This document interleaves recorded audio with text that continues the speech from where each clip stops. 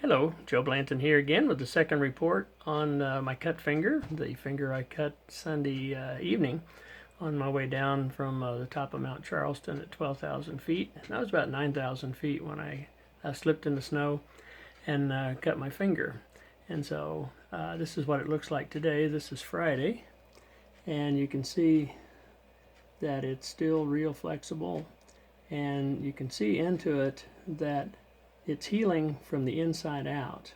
Now it's been flexible like this from Sunday night on.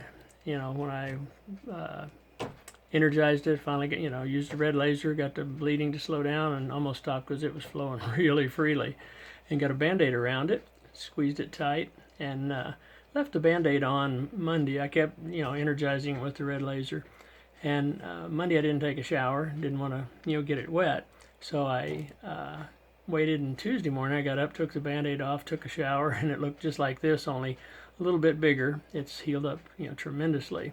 But the key here is from Sunday night on, I've had this flexibility with the finger. It's never broken open with me using it. I didn't lose any downtime, no downtime with my hand, because it was flexible. And if you've ever cut your knuckles and stuff before, it usually gets a hard scab on it, and when you bend it, it breaks. I worked out each morning at the gym. I've hit it, and it's bled a couple of times when I'd hit it. No pain unless I hit it. And it's healing from the inside out. And it's just amazing, what the red laser bringing communications back cell to cell has done to increase the body's ability to heal itself.